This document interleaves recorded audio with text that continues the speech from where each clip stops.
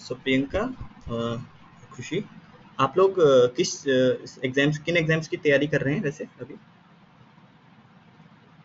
थोड़ा सा सर बताइए। यूकेपीएससी के लिए। अच्छा, और साथ में यूपीएससी की भी आपकी प्रिपरेशन है या फिर सिर्फ यूकेपीएससी? नहीं सर, सिर्फ यूकेपीएससी के लिए। ओके, ठीक है। चलिए चलिए, तो जैसे ये क्लास है as a demo class, but मैं चाहूँगा कि आप इसको एज अ डेमो क्लास मत लीजिए, ठीक है? आप इसको एक प्रॉपर क्लास की तरह लीजिए, क्योंकि इंडियन इकोनॉमी का पहला चैप्टर मैं स्टार्ट कर रहा हूँ। तो मैंने ये चैप्टर इसीलिए चूज़ किया है ताकि आपको आगे आने वाले टाइम में मतलब इस चैप्टर से रिगार्डिंग कोई डाउट ना रहे, इसके फंडामेंटल से रिगार्डिंग, ठीक है? और मैं ये भी चाहूँगा कि ये जो सेशन है थोड़ा सा इंटरेक्टिव सेशन रहे। मीन्स ऐसा ना हो कि मैं बस वन साइडेड कम्युनिकेशन करूँ। आपको जैसे ही कोई भी डाउट आए या कहीं पर कोई क्वेरी हो तो आप मुझे रोक लीजिएगा, ठीक है? स्टार्ट करें? Yes sir. ठीक है, चलिए मैं अपनी स्क्रीन शेयर आपको करता हूँ।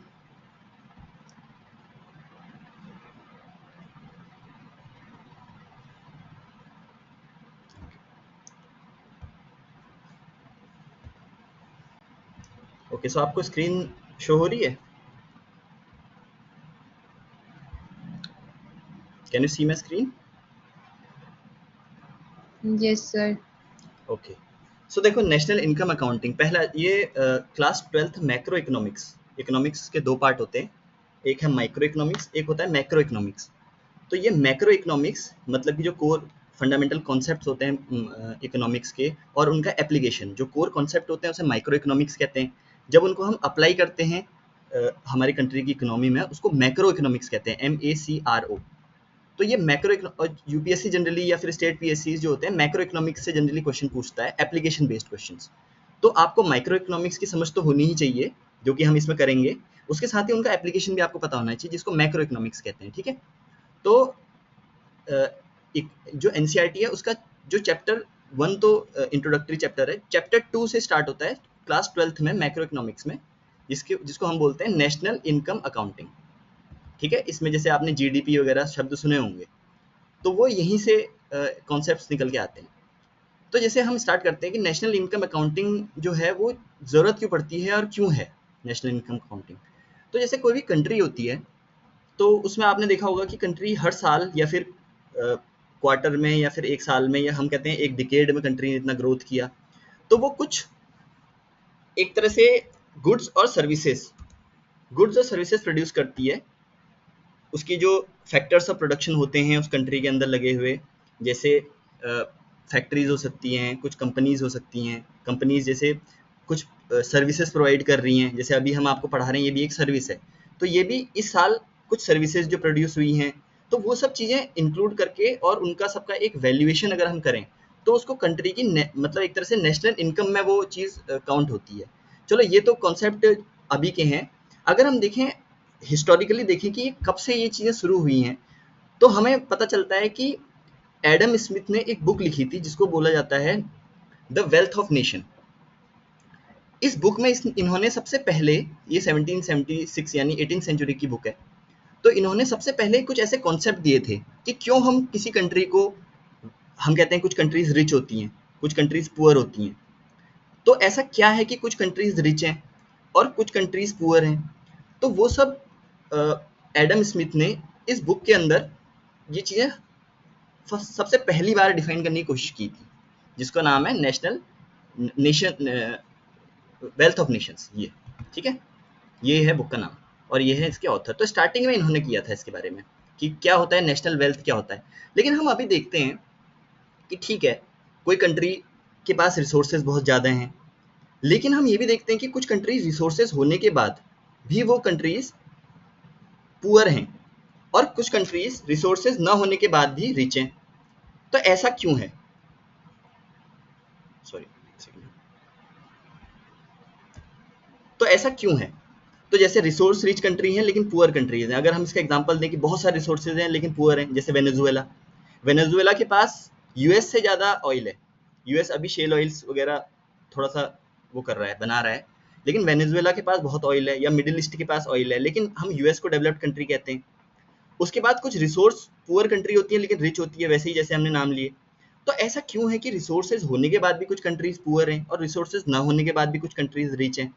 तो ये हमको अब ऐसा सपना तो आएगा नहीं, तो उसके लिए हम इकोनॉमिक टूल्स का यूज करेंगे, देखेंगे कि वो कंट्री एक साल में क्या प्रोड्यूस कर रही है, क्या वहाँ के गुड्स और सर्विसेज उस कंट्री में प्रोड्यूस हो रहे हैं, उसकी एक वैल्यूएशन निकालेंगे, फिर दूसरी कंट्री से उसको एक तरह से कंपेयर करेंगे, फिर हम इस नतीजे पे पहुंचेंगे कि वो कंट्री रिच है, वो कंट्री पुअर है, और उसकी ग्रोथ टाइम के साथ कैसी हो रही है। ठीक है, इतना समझ में आया? थोड़ा सा फीडबैक भी मुझे देते रहिएगा बीच बीच में, ठीक है, ताकि मुझे पता रहे कि आप लोग सही से समझ पा रहे हैं। ठीक है, आवाज आ रही है मेरी आपको? Yes sir. आप कॉपी पेन लेके भी बैठ सकते हैं, ठीक है, इन चीज़ों को नोट भी कर लीजिएगा जो मैं आपको बता रहा हूँ, क्योंकि ये कॉन्सेप्ट्स जो है इसमें थोड़ा सा टिपिकल है, आपका अटेंशन भी चाहिए और थोड़ा सा फोकस भी चाहिए। तो चलिए फिर, तो क्या है, देखो, अब किसी भी कंट्री के पास रिसोर्सेज होते हैं, लेकिन वो हम कह रहे हैं वो फिर भी पुअर रह जाती है। जैसे अफ्रीका की बात करें, अफ्रीका के पास बहुत सारे मिनरल रिसोर्सेज हैं और बहुत बड़ी कंट्री है, मिनरल रिसोर्सेज हैं, फॉरेस्ट रिसोर्सेज हैं, लेकिन उसके बाद भी वो कंट्रीज पुअर हैं। तो प्रॉब्लम आती है उन रिसोर्सेज को रॉ मटेरियल से आगे चल के डेवलप करने में या फाइनल गुड्स की तरफ। अगर हम देखें कि कोई कंट्री कितना बेहतरीन तरीके से इन रिसोर्सेज को यूटिलाइज करती है, how well these are utilised, तो वो उतनी ही बेटर उसकी नेशनल इनकम होती है। और इस प्रोडक्शन को हम बोलते हैं फ्लो ऑफ प्रोडक्शन, कैसे वो चीज़ें प्रोड्यूस हो रही हैं। तो अगर हम देखें कि कोई भी कंट्री के पास रॉ मटेरियल्स हैं और उससे उसके बाद वो फाइनल गुड्स में प्रोड्यूस हो रहा है, यानी अगर हमारे पास गेहूं है, हमने गेहूं उगाया, उसके बाद हमने उस गेहूं को वैल्यू एडिशन किया और उसको हमने ब्रेड बना दिया या फिर बिस्किट में कन्वर्ट कर दिया, तो वो गेहूं था, उसके बाद हमने उसका, वो किस प्रोसेस से गुजरेगा, एक इंटरमीडिएट गुड बनेगा, पहले रॉ मटेरियल होगा, ठीक है, गेहूं है, फिर उसके बाद इंटरमीडिएट गुड बनेगा, उसकी फ्लोर हम कह सकते हैं आटा, उसके बाद उसका फाइनल गुड्स बन सकते हैं जो बाजार में बेचा जाएगा, जो कि है ब्रेड। तो रॉ मटेरियल, इंटरमीडिएट गुड और फाइनल गुड्स, ये एक प्रोसेस है जिससे कोई भी गुड्स गुजरते हैं। आप अपने आसपास कोई भी चीज़ देखिएगा तो उसमें आपको ये तीन चीज़ें मिल जाएंगी। आपको एक रॉ मटेरियल मिलेगा जिससे वो चीज़ बनी है, आपको फिर एक इंटरमीडिएट गुड मिलेगा जिससे जो उसके बीच में प्रोसेस, मतलब डेवलप होने के बीच में स्टेज में रहा होगा, और एक फाइनल गुड होगा जो आप तक पहुंचा होगा। अब ये फाइनल गुड को फाइनल हम क्यों कहते हैं? फाइनल हम इसको इसलिए बोलते हैं, ये फाइनल क्यों नहीं है, ये तो बेबी गुड बन गया रॉ मटेरियल के बाद, लेकिन हम इसको फाइनल इसलिए बोलते हैं क्योंकि ये जो इकोनॉमिक सिस्टम है उससे बाहर हो गया है, अब आगे नहीं बिकेगा, अब आप उसको यूटिलाइज करेंगे, मतलब आप एज ए एंड कंज्यूमर उस गुड्स को यूज कर लेंगे, अब वो इकोनॉमिक फ्लो से बाहर हो गया, तो इसे फाइनल गुड्स कहते हैं। जनरली देखा जाए तो फाइनल गुड्स तीन टाइप के होते हैं। क्या क्या? पहला होता है, हम कह सकते हैं कंजम्पशन गुड्स। आप देखिएगा, सोचिएगा इस चीज को जो मैं कह रहा हूँ। कंजम्पशन गुड्स क्या होते हैं? जैसे मान लीजिए टूथपेस्ट है, fast moving consumer goods. Consumer goods ऐसे, consumption goods, sorry, consumer goods, consumption goods वो होते हैं जिनको हम कंज्यूम कर लेते हैं और कंजम्पशन के बाद वो खत्म हो जाते हैं, उनकी क्वांटिटी खत्म हो जाती है। जैसे हम खाते हैं जिन चीज़ों को, ब्रेड हो गया, बिस्किट हो गया, जैम हो गया, सॉस हो गया, ये भी गुड्स हैं। ये भी पहले टमाटर से सॉस जैम बन रहा है, उसके बाद हम उसको खा रहे हैं, तो वो हम कंज्यूम कर ले रहे हैं, वो एट द एंड फिनिश हो जा रहा है। तो इस तरह के गुड्स जो हमारे यूज़ करने के बाद, जो एंड यूज़र के यूज़ करने के बाद समाप्त हो जाते हैं, उनको कहा जाता है कंजम्पशन गुड्स। ठीक है, फिर होते हैं कुछ तरह के ऐसे गुड्स होते हैं जो हम यूज़ करते हैं लेकिन वो ख़त्म नहीं होते, हम उनको कंटिन्यूस यूज़ करते हैं। जैसे एग्जांपल के रूप में अगर बोलूँ, आपका फ्रिज या टीवी, आप टीवी लेते हैं और आप उसको यूज़ करते हैं, रोज सालों साल देखते हैं, तो क्या वो फिनिश हो जाता है? नहीं होता ना। आप थोड़ा सा मुझे फीडबैक भी दीजिएगा, ठीक है, अपना माइक्स ऑन रख सकते हैं आप। तो उसको बोलेंगे हम कंज्यूमर गुड्स, जैसे टीवी, फ्रिज वगैरह वगैरह, आपका फैन, एसी, इस तरह के जो गुड्स होते हैं जो कंजम्पशन के बाद खत्म नहीं होते और जिनको हम बार बार यूज़ करते हैं, उनको कंज्यूमर गुड्स कहते हैं। फिर होते हैं कुछ कैपिटल गुड्स। कैपिटल गुड्स ऐसी चीज़ें होती हैं जो कंपनीज या फैक्ट्रीज बना रही हैं, जो खुद यूज़ डायरेक्टली यूज़ करने के लिए नहीं होती, बल्कि इनसे दूसरे गुड्स बनाए जाते हैं। जैसे अगर कोई मशीन हम अगर बनाएं जिससे टमाटो से केचप बन रहा है उस मशीन के द्वारा, तो उसको हम कैपिटल गुड्स कहेंगे उस मशीन को। तो ऐसी मशीन का जो प्रोडक्शन हो रहा है उसको हम कैपिटल गुड्स बोलते हैं। अब देखो कैपिटल गुड्स भी एक तरह से कंजम्पशन गुड नहीं होता, क्योंकि वो खत्म नहीं होता, वो मशीनें रहेंगी सालों साल, उसका यूज होगा। अब देखो अगर आप ध्यान से देखोगे तो कंज्यूमर ड्यूरेबल और कैपिटल गुड्स, ये दो तरह की जो चीजें हैं, ये कंजम्पशन गुड्स से कैसे अलग है? ये इसलिए अलग है क्योंकि ये खत्म नहीं हो रही है, लेकिन इनके साथ एक प्रॉब्लम है। क्या? इनके साथ प्रॉब्लम ये है कि ये डेप्रिशिएट होती हैं, ये खत्म नहीं होती, लेकिन 10 साल बाद हो सकता है वो मशीन बिल्कुल ही आप यूज से बाहर कर दें, फेंक दें, कबाड़ कबाड़ बना दें उसको। वो क्यों हो रहा है? क्योंकि वो मशीन अब यूजेबल नहीं रही। तो देखा जाए तो ये कंज्यूमर ड्यूरेबल, जैसे फ्रिज है, आप एक टाइम बाद 5-7 साल बाद बदल लेते हैं फ्रिज को अपनी, या 10 साल बाद आप फ्रिज चेंज कर लेते हैं, क्योंकि आप कहते हैं कि ठीक से कूलिंग नहीं कर रहा। अब वो धीरे धीरे वो चीज में डिप्रिशिएशन हो रहा था। तो ये कंज्यूमर ड्यूरेबल्स और कैपिटल गुड्स जो है, इनमें एक प्रॉब्लम होती है जिसे हम कहते हैं डेप्रिशिएशन। और कंजम्पशन गुड तो एक साथ खत्म हो जाता है, जिसको हम यूटिलाइज कर लेते हैं और वो एंड हो जाती है, फिनिश हो जाती है। तो ये 3 तरह के गुड्स फाइनल गुड्स की कैटेगरी में आते हैं। तो अगर हम समझें अगर ब्रॉडली, तो रॉ मटेरियल्स होते हैं सबसे पहले हमारे पास, जिसको हम ट्रांसफॉर्म करके इंटरमीडिएट गुड्स बनाते हैं, और फिर वो फाइनल गुड्स की शक्ल में चेंज हो जाता है। फाइनल गुड्स एक तरह से 3 टाइप के हो सकते हैं: कंजम्पशन गुड्स, कंज्यूमर ड्यूरेबल्स और कैपिटल गुड्स। कंज्यूमर ड्यूरेबल्स और कैपिटल गुड्स जो होते हैं, इनमें डेप्रिसिएशन होता है। डेप्रिसिएशन का मतलब होता है वियर एंड टियर, मतलब कि जो घिस रही है मशीन, जिसको हमें बार बार उसमें ऑयलिंग ग्रीसिंग करनी पड़ रही है, तो इस वजह से उस पर कुछ खर्चा आएगा हर साल, तो उसको उसको उस खर्चे को बोला जाता है डेप्रिसिएशन। तो जो ओवरऑल वैल्यू है इस कैपिटल गुड्स की या कंज्यूमर ड्यूरेबल की, उसको हम ग्रॉस वैल्यू कह सकते हैं, और उसमें जो हर साल खर्चा आ रहा है हमारा, उसको हम डेप्रिसिएशन कह सकते हैं। तो हम हमारे पास निकल के आती है एक नेट वैल्यू। अभी इसको समझने की मतलब ज़्यादा समझने की कुछ जरूरत नहीं है, आगे चल के कॉन्सेप्ट फिर आएंगे, मैं तब समझाऊंगा। अभी बस मैं एक टच कर रहा हूँ इस कॉन्सेप्ट पे, ग्रॉस और नेट की वैल्यू कॉन्सेप्ट पे। तो बस इतना याद रखना है कि ग्रॉस वैल्यू मतलब एक ग्रॉस वैल्यू है, उसमें से हमने कुछ डेप्रिशिएट किया, कुछ माइनस किया, एक क्वांटिटी माइनस करी, तो हमारे पास जो बच के आई वो है नेट वैल्यू। ठीक है? जैसे हमारे पास होता है सिलेंडर, होता है, आपने घर में सिलेंडर देखा होगा, तो उसमें लिखा होता है ग्रॉस वेट। ग्रॉस वेट उसका करीब 31-32 केजी होता है, और अगर हम उसमें से जो सिलेंडर का वेट है वो हटा दे तो सिर्फ गैस का वेट बचता है, जिसको हम नेट वेट बोलते हैं कि 14 किलो या 15 किलो का सिलेंडर है। तो ग्रॉस वेट हो गया 31 केजी, और बाकी वेट हो गया सिलेंडर का, वो डिप्रिशिएट कर देते हैं तो वो नेट वेट बनता है। तो वैसे ही वैल्यू के केस में ये होता है कि जो गुड्स हमने बनाया उसमें क्या डिप्रिशिएशन हुआ, और फिर हमने उसकी नेट वैल्यू निकाल ली। चलिए इसको इसको हम आगे समझेंगे। अब आपने सुना होगा कि जीडीपी, ये कॉन्सेप्ट भी हम आगे समझेंगे। जीडीपी क्या होता है? जीडीपी मोटा मोटा देखा जाए तो, अगर मीन्स अगर हम ब्रॉडली समझें तो जीडीपी क्या है? ये एक कंट्री की बाउंड्री के अंदर, यानी अगर हम इसको पढ़ते हैं, चलो, GDP is the total value of all the final goods and services produced within the boundaries of a country in a given period, generally a year. मतलब आपको समझ में आ रहा है? इतना कॉन्सेप्ट समझ में आया? हेलो हेलो, आवाज आ रही है आपको मेरी? माइक के साथ कुछ प्रॉब्लम है प्रियंका आपके? You can type yes. अच्छा, मैंने ये साइड में स्क्रॉल किया हुआ था। आप चैट में भी कह सकते हैं, ठीक है? अगर आपको माइक के साथ कुछ प्रॉब्लम है आपकी, तो आप चैट में भी लिख सकते हैं, ठीक है?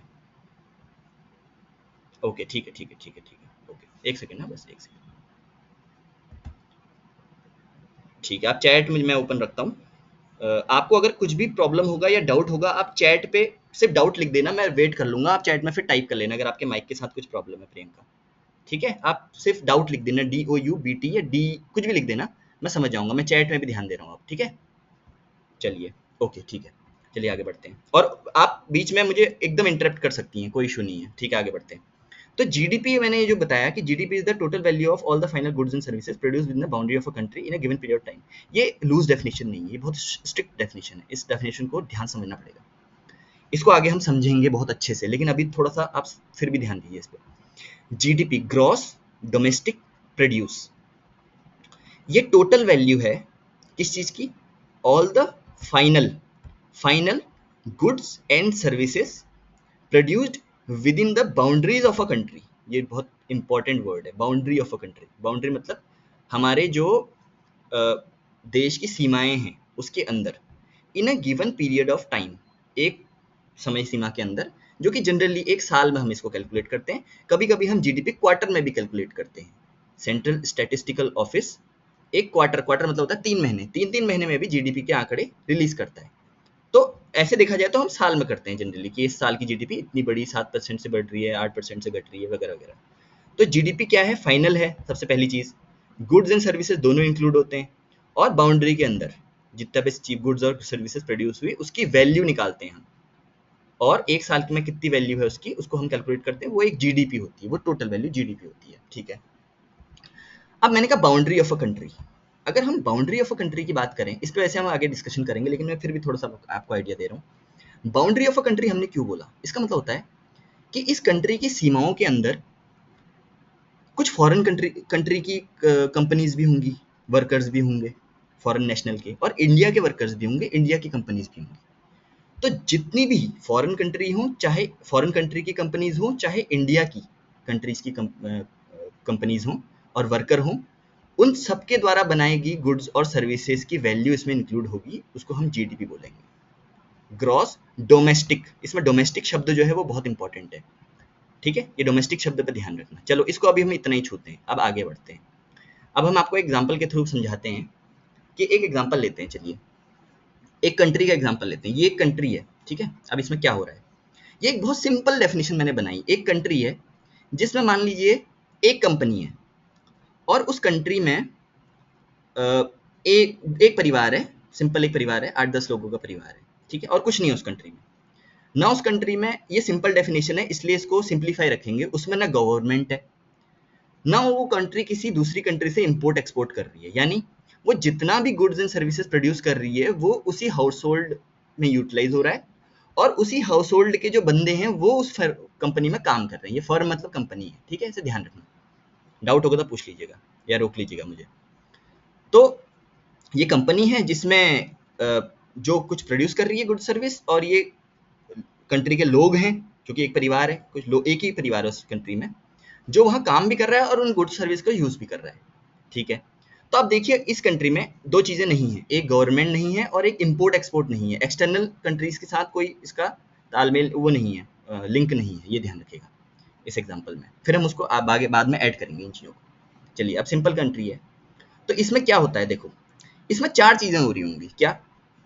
सबसे पहले जो कंपनी है या जो परिवार है, वो कंपनी में कुछ पैसे दे रहा है और कुछ सामान, उसमें कुछ वो कंपनी कुछ प्रोड्यूस कर रही है, तो वो जो प्रोड्यूस कर रही है उसको हम गुड्स एंड सर्विसेज कहेंगे। वो गुड्स एंड सर्विस प्रोड्यूस करके उस फैमिली को दे रहा है, प्रोवाइड कर रहा है उस सिटीजन्स को, और वो जो सिटीजन्स हैं वो कुछ स्पेंड कर रहे हैं, पैसे खर्च कर रहे हैं वो सामान लेने में, वो सामान प्रोवाइड कर रहा है, ब्रेड दे रहा है और वो ब्रेड खरीद रहे हैं। ठीक है, और ये तो हो गया एज अ कंज्यूमर। अब वो वर्कर के तौर पे क्या हो रहा है, वर्कर के तौर पे वो फैक्ट्री को सर्विसेज प्रोवाइड कर रहे हैं, और वो कंपनी उनको फैक्टर पेमेंट कर रही है, उनकी वेजेस दे रही है, उनकी सैलरी दे रही है। तो क्या हो रहा है देखो, सामान प्रोड्यूस हो रहा है, वो कंपनी उनको प्रोवाइड कर रही है, वो सामान को खरीद रहे हैं तो स्पेंड कर रहे हैं अपना पैसा, और वो पैसा आ कहाँ से रहा है, वो पेमेंट के रूप में आ रहा है जो कि उन्होंने सर्विसेज प्रोवाइड करी है। इतना समझ में आया? इस सिंपल सिस्टम को आपको आपको समझ में आ रहा है ये चीज? यू कैन टाइप यस, या इसमें कुछ प्रॉब्लम है? क्योंकि इसी से कॉन्सेप्ट निकलेंगे फिर, अगर ये क्लियर नहीं हुआ तो फिर थोड़ा सा दिक्कत होगी बाद में। ठीक है, ओके, ठीक है, खुशी। चलिए देखिए, अब इसमें ए, हम इसको ए बोल देते हैं, जो स्पेंडिंग, जो हाउस होल्ड स्पेंड कर रहा है उसको हम ए कहेंगे, जो फर्म गुड्स और सर्विस प्रोवाइड कर रही है उसको बी बोलेंगे, जो पेमेंट मिल रहा है यानी जो वेजेस मिल रही हैं, सैलरीज मिल रही हैं इन वर्कर्स को, वो वर्कर भी हैं, वो कंजम्पशन करने वाले लोग भी हैं, वही सिटीजन भी हैं, तो उसको हम फैक्टर पेमेंट सी बोल देंगे, और फैक्टर सर्विसेज को हम डी बोल लेंगे, लेकिन इसकी जरूरत पड़ेगी नहीं, लेकिन ठीक है चलिए हम इसको डी बोल देते हैं। तो अब ए क्या है? ए है स्पेंडिंग या फिर एक्सपेंडिचर बाय पीपल, जो लोग खर्चा कर रहे हैं। जैसे आप बाजार जाते हैं और अपने लिए कपड़े खरीदते हैं, तो आप ए हैं वहां पर। देखिए आप, वो कंपनी आपको ए है एक तरह से, वो ए मतलब आप उसको पैसा दे रहे हैं। एरो का साइन देखिए, ए कहाँ को जा रहा है, हाउस होल्ड से जा रहा है फर्म्स की तरफ, मतलब आप एक्सपेंडिचर कर रहे हैं, पैसा खर्च कर रहे हैं। बी क्या है? वो बी है goods and services produce by the firm. ये जो फर्म है ये गुड्स और सर्विसेज जो प्रोड्यूस कर रही है उसे बी कहेंगे हम, जो कि ये है। ठीक है, वो दे रहा है, देखो फर्म जो है वो आउटपुट दे रही है एज अ सिटीजन्स को। सी क्या है? फैक्टर पेमेंट है या फिर इनकम टू वर्कर्स है, यानी जो हम सर्विसेज प्रोवाइड करें, क्योंकि हम ही वर्कर भी हैं तो हम लेबर हैं, डी जो है। और सी क्या है? उसका हमें पेमेंट मिल रहा है, तो सी पेमेंट हो गया। ठीक है, तो ये ABCD 4 चीजें हैं। अब देखो एक चीज देखते हैं हम इसमें, क्योंकि लिमिटेड अमाउंट ऑफ मनी है सिस्टम में, सिस्टम मतलब इस कंट्री में लिमिटेड अमाउंट ऑफ मनी है, तो गुड्स जो प्रोड्यूस हो रही हैं या हम जो पैसा खर्च कर रहे हैं, मतलब गुड्स अगर 10 रुपए का गुड्स प्रोड्यूस हुआ तो हम 10 रुपए खर्च कर रहे हैं, वो सारा गुड्स ले रहे हैं। गुड्स हम 10 रुपए खर्च कर रहे हैं, 10 रुपए के हम सारे गुड्स ले रहे हैं, और फैक्ट्री हमको जो हम 10 रुपए खर्च कैसे कर पा रहे हैं, क्योंकि हमारा जो पेमेंट है, वेज है, वो भी 10 रुपए है। वो हमको पूरा पूरा का पूरा कंपनी हमको पे कर रही है, वो चीज़ हम स्पेंड कर रहे हैं और पूरा गुड्स हम कंज्यूम कर ले रहे हैं इस सिंपल सिस्टम में। तो अगर हम देखें, ध्यान से समझना, ए की टोटल वैल्यू हम कैलकुलेट करें, ए की मतलब ये जो परिवार है ये टोटल कितना साल भर में स्पेंड कर रहा है, पूरा कितना खर्चा कर रहा है, अगर हम उसको पूरा निकालें कि जनवरी 1 को इतना खर्च किया, जनवरी 2 को इतना खर्च किया, दिसंबर 31 तक ये खर्च किया, उसका एक पूरा सिस्टम निकालें, तो इस सिंपल सिस्टम में हमको एक वैल्यू निकल के आएगी ए, टोटल वैल्यू जो होगी उसकी, वो वैल्यू निकल के आएगी, वो टोटल स्पेंडिंग होगी या टोटल एक्सपेंडिचर होगा लोगों का, उसको हम ए कह सकते हैं। और इस तरीके से वो भी एक तरह से पूरा कंट्री में कितना सामान बना है, कितना हमने खरीदा, उस हिसाब से अगर हम देखें तो वो एक जीडीपी होगा कंट्री का, वो एक नेशनल इनकम होगी। तो आप देखो एक तरह से हम देखें कि जो एक्सपेंडिचर है ए, वो एक मेथड है जिससे हम नेशनल इनकम निकाल सकते हैं। टोटल एक्सपेंडिचर जो कंट्री कर रही है, कंट्री में जितना भी एक्सपेंडिचर हो रहा है उसको अगर हम कैलकुलेट करें, सिर्फ एक्सपेंडिचर को, क्योंकि जो गुड्स बनेगा उसी की वैल्यू का एक्सपेंडिचर होगा, तो इसलिए हम उससे भी हम नेशनल इनकम निकाल सकते हैं, यानी हम ए से भी नेशनल इनकम निकाल सकते हैं। वैसे ही हम बी से देखें अगर, कि बी क्या है, जो गुड्स एंड सर्विसेज प्रोड्यूस हो रही हैं कंट्री में, तो अगर हम बी की टोटल वैल्यू निकालें तो वो ए के ही तो इक्वलेंट आएगी, भाई हम उतना ही खर्च कर रहे हैं जो हम बना रहे हैं, जो सामान बन रहा है उसी पे तो खर्च कर रहे हैं। तो बी जो है वो है प्रोडक्ट मेथड और वैल्यू एडेड मेथड, ये एक मेथड है। अगर हम टोटल गुड्स एंड सर्विसेज की वैल्यू कैलकुलेट करें और साल भर का एक बही खाता बनाएं, तो वो बी के मेथड से कितनी वैल्यू गुड्स एंड सर्विसेज बनी, तो उसको हम बोलेंगे प्रोडक्ट मेथड और वैल्यू एडेड मेथड। तो ये भी एक मेथड निकल गया नेशनल इनकम निकालने का। या हम ये देखें, सी को देखें कि कितना कंपनी इनकम दे रही है हाउस होल्ड को, क्योंकि वही इनकम तो स्पेंडिंग के रूप में खर्च कर रहा है आदमी, भाई नया पैसा तो बन नहीं रहा, कहीं से कोई छापेगा नहीं नकली नोट, तो जितना पैसा फर्म्स दे रही हैं हाउस होल्ड को वो स्पेंडिंग में खर्च कर रहा है, और वही गुड्स एंड सर्विस की वैल्यू के बराबर है। तो अगर हम इनकम कैलकुलेट करें सबकी साल भर की, तो वो भी हमको निकल के क्या आएगा, सी की वैल्यू आएगी, जो कि नेशनल इनकम के बराबर होगी। तो अगर हम देखें इस सिंपल सिस्टम में ए बी सी तीनों बराबर होंगे।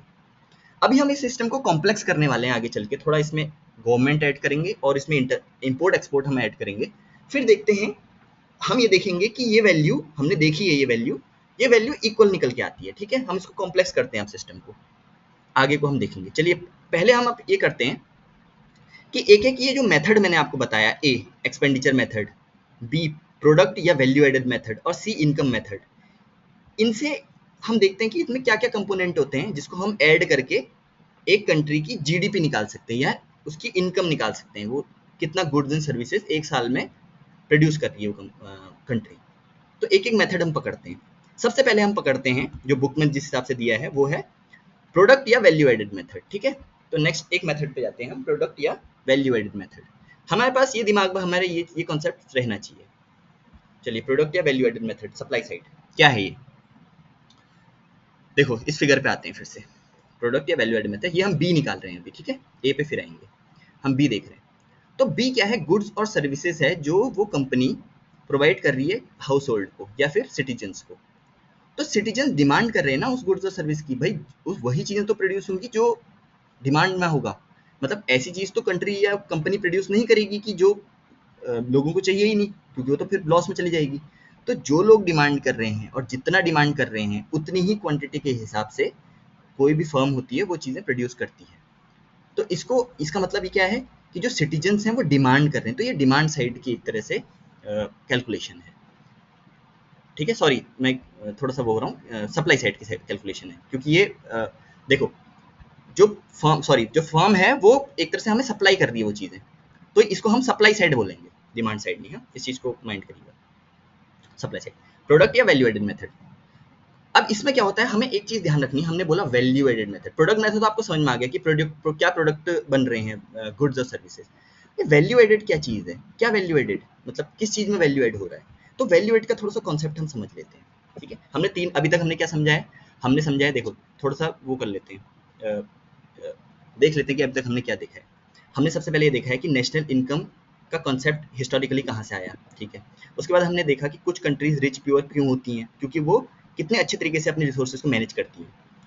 वो मैनेज कैसे करती हैं, उस रॉ मटेरियल से गुड्स बनाती हैं और फिर उनको बेचती हैं, कमाती हैं। तो उसमें कितने तरह के गुड्स होते हैं, हमने ये देखा। फिर हमने देखा कि एक नेशनल इनकम जीडीपी जिसको हम बोलते हैं, उसकी एक ब्रॉड डेफिनेशन क्या है। इस पे हम अभी आगे समझेंगे और अच्छे से, जब हम आगे कॉन्सेप्ट समझेंगे। फिर हमने समझा एक सिंपल इकोनॉमी का एग्जांपल लिया, जिसमें हमने देखा कि वो गुड्स प्रोड्यूस कर रही है और सिटीजन्स वो गुड्स खरीद रहे हैं, वही सिटीजन्स वर्क भी कर रहे हैं, अपनी सर्विसेज प्रोवाइड कर रहे हैं और वही सिटीजन्स को इनकम भी मिल रहा है। एक कंट्री में यही तो होता है मेनली। तो ठीक है, ये एक कंट्री में ये एक फर्म की जगह हजारों फर्म्स होती हैं और लोगों में एक परिवार की जगह हजारों लोग होते हैं। तो वो चीज़ें वो होती हैं। लेकिन अगर हम सिंपल देखें तो ये चीज़ हमने अभी देख ली। तो हमने ये देखा कि स्पेंडिंग के मेथड से या गुड्स एंड सर्विसेज के मेथड से या फैक्टर पेमेंट के मेथड से हम इनकम निकाल सकते हैं। हम निकालेंगे कैसे, वो हम एक एक करके देख रहे हैं। तो हमने तीन मेथड्स में पहला मेथड हमने देखा है, जिसको प्रोडक्ट या वैल्यू एडेड मेथड बोलते हैं, ठीक है। इसका नाम है, इसको आप रट सकते हैं, इसको नाम को आपको याद रखना है, प्रोडक्ट या वैल्यू एडेड मेथड। अब ये जो वैल्यू एडेड है, इसका मतलब क्या है वैल्यू एडेड। अब हम एक एग्जांपल समझते हैं, ठीक है। मान लीजिए एक किसान है किसी कंट्री में और वो किसान 100 रुपए का गेहूं उगाता है, गेहूं उगा रहा है 1 किलो या 10 किलो, जिसकी वैल्यू जो है वो 100 रुपीज की है, 100 रुपीज का वीट उगा रहा है। अब वो जो रॉ मटेरियल है, वो एक बेकरी वाला है, वो 50 रुपीज वर्थ ऑफ वीट खरीद रहा है इस फार्मर से, ठीक है। फार्मर ने 100 रुपीज अर्न, मतलब 100 रुपीज का उसके पास वीट है, बेकरी वाले ने 50 रुपए का वीट खरीद लिया। अब फार्मर के पास 50 रुपए का वीट है देखा जाए तो, लेकिन अभी इसको छोड़ो। बेकरी वाले ने 50 रुपीज का वीट खरीदा और उस 50 रुपीज के वीट से उसने कुछ ब्रेड्स के पैकेट बनाए और उन ब्रेड्स के पैकेट की टोटल कॉस्ट बनी, उसके पास जो अर्निंग है वो है 200 वर्थ, मतलब 200 रुपए का उसने ब्रेड बना दिया उससे 50 रुपए के वीट से। तो अगर हम अब इसकी जीडीपी कैलकुलेट करें और हमको जीडीपी का ठीक से समझ ना हो, तो हम क्या कैलकुलेट कर देंगे, हम 100 रुपीज़ का वीट कैलकुलेट कर देंगे और 200 रुपीज़ का ब्रेड कैलकुलेट कर देंगे। हम कहेंगे भाई 100 रुपए का वीट प्रोड्यूस हुआ था, 200 रुपए का ब्रेड प्रोड्यूस हुआ था, तो टोटल जीडीपी कितनी है, 300 रुपीज़। लेकिन इसमें हमें एक चीज़ ध्यान देना पड़ेगा कि जो 50 रुपीज़, ठीक है, फार्मर के पास तो 100 रुपीज़ आएंगे, वो 100 रुपीज़ का अपने उसने वीट बेच दिया। जो बेकरी वाला है, उसने जो 200 रुपए का ब्रेड खरीद बनाया है, वो आगे वो अपना ब्रेड बेचेगा 200 रुपए का, लेकिन उसने 50 रुपए पहले खर्च भी तो करे थे वीट लेने में। तो जो 50 रुपए उसने खर्च करे थे वीट खरीदने में, ये भी एक सिंपल एग्जांपल है, उसने जो 50 रुपए खर्च करे थे, उसे उस 200 में से माइनस करना होगा ताकि उसकी रियल इनकम निकल सके। एक तरह से रियल ये निकल सके कि उसने कितना वैल्यू ऐड किया, मींस उसने क्या प्रोडक्ट बनाया। ये हम अभी प्रोडक्ट मेथड कह रहे हैं। तो ये दोनों प्रोडक्ट बना रहे हैं। देखो फार्मर क्या प्रोडक्ट बना रहा है, वीट बना रहा है, बेकरी क्या बना रही है, ब्रेड बना रही है। लेकिन ब्रेड की एक्चुअल कॉस्ट जो लगी है उसको, वो कितनी लगी है, या फिर उसने एक तरह से कितने वर्थ ऑफ प्रोडक्ट बनाया, वैल्यू ऐड कितना किया। 50 रुपए का तो वीट ऑलरेडी था, उसने उसमें कितना वैल्यू ऐड किया बेकरी वाले ने, वो किया 150 रुपीज। क्यों, क्योंकि 200 वर्थ ऑफ ब्रेड में से उसने 50 रुपीज का जो वीट लिया था वो माइनस करना होगा। इसलिए अगर हम अब फाइनल जीडीपी कैलकुलेट करेंगे तो हमें ये इंटरमीडिएट गुड, यानी 50 रुपीज का जो उसने इंटरमीडिएट गुड्स यानी वीट या आटा कह सकते हैं, वो हमने जो उसने लगाया था वो माइनस करना होगा। इस 50 रुपीज को बोला जाता है इंटरमीडिएट गुड्स, जो कि हमने फर्स्ट स्लाइड में देखा था। रॉ मटेरियल से जब फाइनल गुड्स बनता है तो बीच में एक स्टेज आती है जिसको बोला जाता है इंटरमीडिएट गुड्स। अब जब फाइनल गुड्स की वैल्यू होती है उसमें से हमें इंटरमीडिएट गुड्स को माइनस करना होता है, नहीं तो क्या होता है प्रॉब्लम, डबल काउंटिंग की प्रॉब्लम आ जाएगी। यहाँ पर 300 दिखने लगेगा, जिसमें 50 रुपए ऑलरेडी ऐसे हैं जो फार्मर के कैटेगरी में भी आपने ऐड कर लिए हैं और बेकरी वीट की कैटेगरी, इसमें ब्रेड की कैटेगरी में भी आपने ऐड कर लिए हैं। तो 300 इज अ रॉन्ग आंसर, 250 होना चाहिए। 50 क्या है, इंटरमीडिएट गुड्स है, यानी जो नेक्स्ट स्टेप में फाइनल गुड बन रहा है उसमें जो इंटरमीडिएट चीजें जिसकी वैल्यू पहले कैलकुलेट की जा चुकी है। ठीक हो गया, तो 250 रुपए क्या हो जाएगा, जीडीपी हो जाएगा। तो ये है कॉन्सेप्ट वैल्यू एडेड का। वैल्यू एडेड मतलब देखो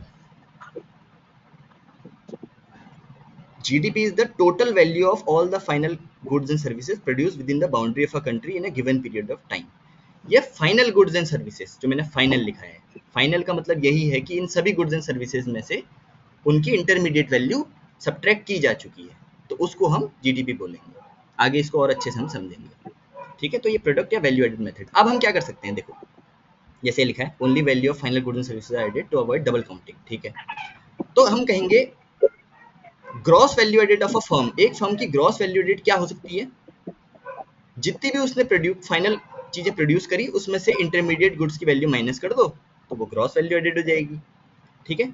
ग्रॉस वैल्यू एडेड, ठीक है। इसको अभी नेट को भी देखेंगे। नेट तो हमने समझा था कि ग्रॉस में से डेप्रिसिएशन हटा लो तो नेट निकल जाता है। तो ग्रॉस वैल्यू एडेड क्या होगी, जो किसी फर्म की वो होती है उसमें से इंटरमीडिएट गुड्स को हम की वैल्यू को माइनस कर लेते हैं तो वो ग्रॉस निकलता है। अब देखो, अब इस चीज पे ध्यान दो।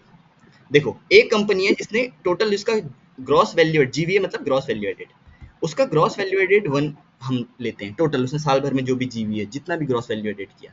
दूसरी कंपनी है जिसका जीवीए 2, हम उसकी टोटल ग्रॉस वैल्यू एडेड को हमने कैलकुलेट किया, वो 2 निकल के आती है, जीवीए 2। ऐसे ही करते करते करते हमारे पास n कंपनीज हैं, 100 कंपनीज हैं। तो ये 100 कंपनीज के अगर हम ग्रॉस वैल्यू एडेड को हम कैलकुलेट करेंगे और उसका सिग्मा है, ये सिग्मा मतलब होता है सम, इसको कंफ्यूज होने की जरूरत नहीं है, मतलब कि टोटल को हमने सम कर दिया तो वो जो एक क्वांटिटी हमारे पास आएगी, तो एक क्वांटिटी जो हमारे पास आएगी निकल के, उसको हम सिग्मा जीवीए टोटल वैल्यू निकल के आएगी, उसको हम अगर कैलकुलेट करें ऐड करें तो क्या निकल के आएगा, उस कंट्री का जीडीपी निकल के आ जाएगा। यानी उस कंट्री ने एक साल के अंदर अपनी बाउंड्रीज के अंदर कितनी गुड्स और services, final goods and services produce की, जिसमें से इंटरमीडिएट की हमने वैल्यूज माइनस कर ली, ग्रॉस वैल्यूज की, वो हमें पे निकल के आ जाएगी, ठीक है। ठीक हो गया, ये पहला मेथड, यानी हमने जो कंट्री हमने देखा था कितनी गुड्स एंड सर्विसेज प्रोड्यूस हुई हैं उस कंट्री के अंदर, ओके ठीक है। अब इसमें हम क्या करेंगे, तो GVA 1 plus GVA 2 plus GVA 3 dot dot dot n तक हम करेंगे, तो टोटल जीवीए का जो वैल्यू होगी वो जीडीपी के बराबर आ जाएगी, ग्रॉस डोमेस्टिक प्रोड्यूस। अब हम अगर इसमें ये करना होगी कि ग्रॉस की को नेट एनडीपी का निकालना हो, नेट डोमेस्टिक प्रोड्यूस निकालना हो, वैसे तो हम जीडीपी निकालते हैं, लेकिन अगर हम एनडीपी निकालें तो क्या करेंगे, तो जीडीपी में से डिप्रिसिएशन कर देंगे, जो साल भर में वियर एंड टियर लॉस हुआ है उसको माइनस कर दो तो वो एनडीपी निकल के आ जाएगा, NDP equal to GDP minus जो भी डिप्रिसिएशन हुई। यानी हमने जीडीपी क्या निकाला था, जीवीए, तो जीवीए माइनस डेप्रिसिएशन, तो जीवीए में से डेप्रिसिएशन हटा दो एनडीपी निकल के आ जाएगा। इस पे हम और आगे बात करेंगे, लेकिन ये ब्रॉड कॉन्सेप्ट आपको समझ में आया? आप ये स्टेप कर सकती हैं अगर समझ में आया तो, या कोई डाउट है तो पूछ लीजिए। ठीक है, चलिए प्रियंका जी, ठीक है, आई होप खुशी जी को भी समझ में आया होगा। चलिए आप पूछ सकती हैं, डाउट लिख लीजिएगा, नहीं तो अगर लास्ट में एक बार डाउट सेशन भी देख लेंगे कुछ अगर आपको है। ठीक है, अब नेक्स्ट हम देखते हैं एक्सपेंडिचर मेथड, एक्सपेंडिचर मेथड या डिमांड साइड ऑफ मेथड। ठीक है, ये तो सप्लाई साइड था, गुड सप्लाई हो रहे थे, अब डिमांड साइड है, मेरे पास पैसा है, अब मैं स्पेंड करूंगा, क्योंकि मैं सिटीजन हूँ, मेरे पास पैसा है तो मैं अब स्पेंड करूंगा, तो अब मैं डिमांड साइड मेथड देखूंगा, तो अब मैं ए को कैलकुलेट करूंगा, यानी स्पेंडिंग, कि एक इकोनॉमी में कितनी तरह की स्पेंडिंग हो सकती है, जिसको हम अगर ऐड करें, स्पेंडिंग मतलब एक्सपेंडिचर, कितने तरह का एक्सपेंडिचर हो सकता है, जो हमने यहाँ निकाला था ए एक्सपेंडिचर मेथड, कितने तरह का एक्सपेंडिचर हो सकता है, स्पेंडिंग एक्सपेंडिचर, जिसको हम खर्च करेंगे और उसको ऐड करेंगे तो हमारा जीडीपी निकल के आएगा। ये हम सब जीडीपी कैलकुलेट कर रहे हैं अभी, ठीक हो गया। अब देखिए इसमें क्या कर सकते हैं, एक अगर हम कंट्री देखें तो हमने वो सिंपल एग्जांपल रखा था जिसमें हमने दो चीजें एक्सक्लूड करी थी। क्या एक्सक्लूड किया था हमने, आपको याद होगा, हमने कहा था इस पे गवर्नमेंट नहीं है और इसमें इंपोर्ट एक्सपोर्ट नहीं हो रहा है अभी। अब चलिए हम इंपोर्ट एक्सपोर्ट भी ऐड कर लेते हैं, गवर्नमेंट भी ऐड कर लेते हैं, एक फुल कंट्री बना देते हैं इसको, तो देखते हैं क्या होता है। तो एक ऐसी कंट्री जहाँ हाउस होल्ड हैं, जहाँ कॉमन पीपल लोग रहते हैं, वहाँ कुछ कंपनीज भी हैं, वहाँ एक गवर्नमेंट भी है, और वो एक्सटर्नल सेक्टर के साथ भी इंपोर्ट एक्सपोर्ट भी करती है, सामान को बाहर भी भेजती है और कुछ सामान को इंपोर्ट भी करती है, खरीदती भी है बाहर से, जो खुद नहीं बनाती। तो ठीक है, तो देखते हैं कि वो क्या क्या चीज़ों में एक्सपेंडिचर कर सकती है। उस कंट्री में कितने तरह के एक्सपेंडिचर होंगे, 4 तरह के एक्सपेंडिचर होंगे, क्योंकि हमने 4 चीज़ों की बात करी। वहाँ कुछ लोग हैं तो वो अपना जो खर्च कर रहे हैं उसको हम कंजम्पशन एक्सपेंडिचर कह रहे हैं, कि जो अपना कंज्यूम कर रहे हैं, ठीक है। जो कंपनीज हैं वो प्लांट सेटअप कर रही हैं, मशीनें ले रही हैं, तो वो इन्वेस्ट कर रही हैं, वो इन्वेस्टमेंट एक्सपेंडिचर बोलेंगे, आई कह देंगे हम उसको। उसको सी बोलेंगे, उसको आई बोलेंगे। गवर्नमेंट है वो कुछ गवर्नमेंट अपना एक्सपेंडिचर कर रही है, उसे गवर्नमेंट एक्सपेंडिचर कहेंगे, जिसको हम जी कहेंगे। साल भर में अलग अलग कैटेगरीज में गवर्नमेंट अपने वो करती है, मतलब किसी भी चीज़ में वो एक्सपेंडिचर कर सकती है, तो उसे हम जी कहेंगे, जो टोटल वैल्यू होगी। और फिर एक एक्सटर्नल सेक्टर है जिसमें हम कुछ एक्सपोर्ट कर रहे हैं, कुछ इंपोर्ट कर रहे हैं। मान लीजिए हमने 100 रुपये का एक्सपोर्ट किया और फिर 50 रुपये की चीज़ें इंपोर्ट कर ली, तो 100 रुपये का एक्सपोर्ट किया तो +100, हमें भाई एक्सपोर्ट करेंगे सामान जाएगा पैसा आएगा, इंपोर्ट करेंगे सामान आएगा पैसा जाएगा, तो माइनस कर लेंगे उसको हम, तो +100 और -50। तो एक्स, अब एक्सपोर्ट क्योंकि हमने एक तरह से देखा जाए तो एक्सपोर्ट में हमने इसको एक्स से रिप्रेजेंट कर दिया कि एक्सपोर्ट मतलब एक्स, और इंपोर्ट मतलब एम, क्योंकि हम इंपोर्ट में आई करते तो आई ऑलरेडी इन्वेस्टमेंट एक्सपेंडिचर है, तो इसको हमने एम कह दिया, चलिए समझने के लिए, ठीक है। तो एक्स माइनस एम इसको हम बोल देते हैं। स्टैंडर्ड वर्ड्स है, मतलब आपको बुक्स में भी यही मिलेंगे। तो सी आई जी एक्स माइनस एम, ये क्या हो गया, नेट एक्सटर्नल सेक्टर से जो भी हमारा एक्सपेंडिचर, नेट, नेट का मतलब होता है ग्रॉस नेट वाला नहीं, नेट मतलब होता है जो भी हमने लास्ट में जो हमने टोटल एक्सपोर्ट की वैल्यू और उसमें से टोटल इंपोर्ट की वैल्यू माइनस करी, तो हमारे पास क्या बचा, वो बचा हमारे पास x माइनस एम, एक क्वांटिटी। तो चलिए अब हम इन सबको अगर हम ऐड करें, इन चारों चीज़ों को अगर हम ऐड करेंगे तो हमें क्या मिलना चाहिए, वही जीडीपी मिलना चाहिए। किस मेथड से, एक्सपेंडिचर मेथड से मिलना चाहिए, क्योंकि ये सब खर्चे हैं, एक्सपेंडिचर है। तो करके देख लेते हैं, इनको ऐड कर देते हैं, सी आई जी एक्स माइनस एम, ये फॉर्मूला है।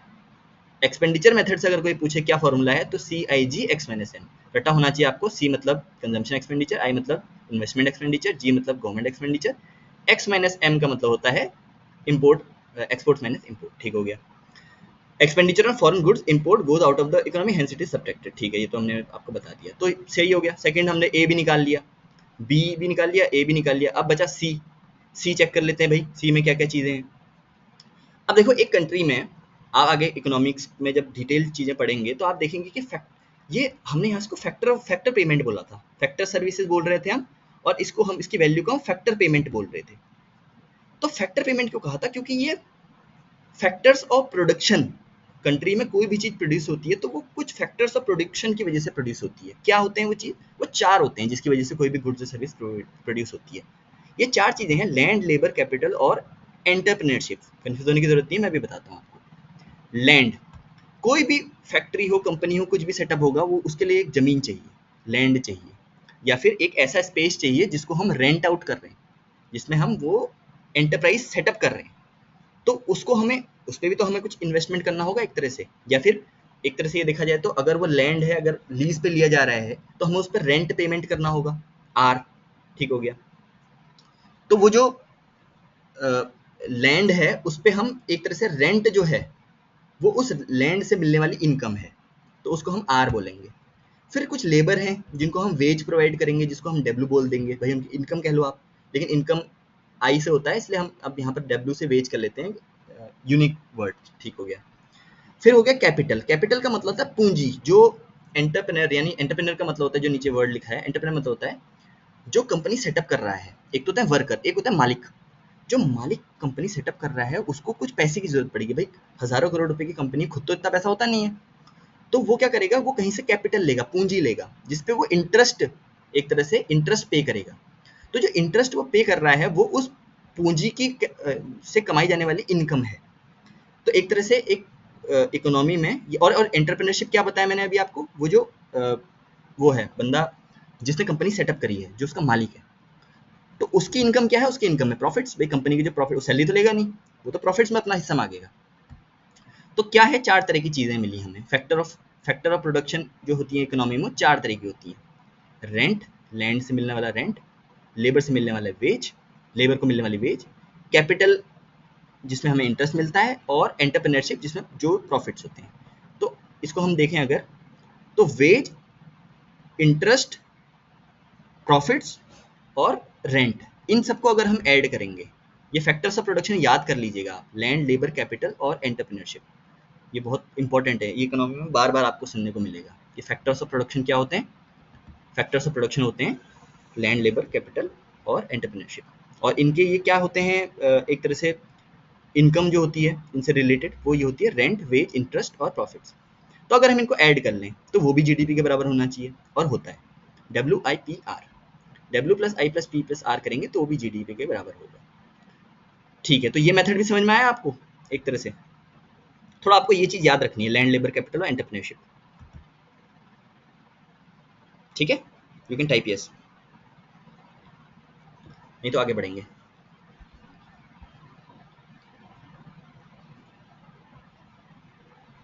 ठीक है, ओके। चलिए, तो देखो अब हमने 3 मेथड से निकाला, एक्सपेंडिचर मेथड, इनकम मेथड और प्रोडक्ट मेथड, प्रोडक्ट या वैल्यू एडेड मेथड। अब इसको हम डायग्राम से शो करें तो हमने प्रोडक्ट मेथड में क्या किया था, सारे जो ग्रॉस वैल्यू एडेड थे उनको ऐड कर लिया था सिग्मा। इनकम मेथड में क्या किया था हमने, जो अभी जो हमने देखा था इससे पहले इनकम मेथड, इसमें हमने, सॉरी, इनकम मेथड, इसमें हमने क्या किया था, इन चीज़ों को ऐड कर लिया था, WIPR को। और इससे पहले हमने जो एक्सपेंडिचर मेथड दिखा था, इसमें CIG x माइनस एम हमने कर लिया था। तो CIG x माइनस एम, WIPR और सिग्मा GVA, ये तीनों को अगर हम देखें तो देखो ये तीनों ही क्या कहलाती हैं, GDP निकल जाएगा इनसे, अगर तीनों को हम कैलकुलेट करेंगे तो वो इक्वल होगा, GDP के बराबर होगा। Diagrammatic representation of GDP by 3 methods. तो GDP क्या होगा, सिग्मा GVA होगा, या फिर CIG x माइनस एम होगा, या फिर WPIR होगा। ये सबका सम करेंगे तो ये GDP, the value of GDP will come equal from all the methods. ठीक है, ये तो नेशनल इनकम एक तरह से निकल जाएगी। अब देखो आगे बढ़ने से पहले आपने, अब आगे क्या होगा, थोड़ा आगे का ओवरव्यू दे देते हैं। आगे आपको कुछ टर्म्स मिलेंगे, जैसे हम कहेंगे GDP, NDP, NNP, net national produce. तो ये क्या टर्म्स हैं, ये इनको समझने के लिए आपको कुछ कॉन्सेप्ट आपको समझने पड़ेंगे कि GDP ही हम क्यों कैलकुलेट करते हैं, GNP कैलकुलेट जो करते हैं उसमें क्या डिफरेंस होता है, ग्रॉस नेशनल प्रोड्यूस, डोमेस्टिक क्यों बोलते हैं, नेशनल क्यों नहीं बोलते। ठीक है, तो जैसे डोमेस्टिक और नेशनल है, इसके बीच में क्या डिफरेंस होता है। ठीक है, अब ये हम समझेंगे थोड़ा सा। मतलब हमने कहा कि ग्रॉस वैल्यू एडेड हम अगर निकाल रहे हैं तो हमें ये पता होना चाहिए कि वो क्या क्यों हमने ग्रॉस वैल्यू एडेड को ही चुना है, और क्यों हमने वैल्यूज को किस तरीके से ऐड करना हमने एक तरह से मेथडोलॉजी बनाई है। वो सब हम अब आगे कंसेप्ट्स में समझेंगे कि नेट और ग्रॉस का क्या मतलब होता है, डोमेस्टिक और नेशनल का क्या मतलब होता है, फैक्टर कॉस्ट क्या होता है, ये सब हम समझेंगे। ठीक है, तो ये कॉन्सेप्ट अब हम बात करेंगे नेक्स्ट स्लाइड से। ठीक है, तो सबसे पहले इनमें हम क्या समझेंगे, नेट और ग्रॉस के बीच का डिफरेंस, जो कि हम ऑलरेडी डिस्कस कर चुके हैं थोड़ा सा। नेट और ग्रॉस के बीच का डिफरेंस क्या होता है, सिंपल आपको रटना है या याद रखना है, समझना है। समझ जाएंगे तो अपने आप आपको रट जाएगा ये चीज़। क्या है, जो ग्रॉस वैल्यू है, ग्रॉस एक लार्जर वैल्यू होगी, उसमें से जो भी डिप्रिशिएशन हुआ है, डिप्रिशिएशन कौन से तरह के गुड्स में होता है, कैपिटल गुड्स में और कंज्यूमर ड्यूरेबल्स में। जो भी डिप्रिशिएशन हुआ है वो अगर आप माइनस कर देंगे ग्रॉस में, तो वो नेट वैल्यू निकल के आएगी हमारे पास।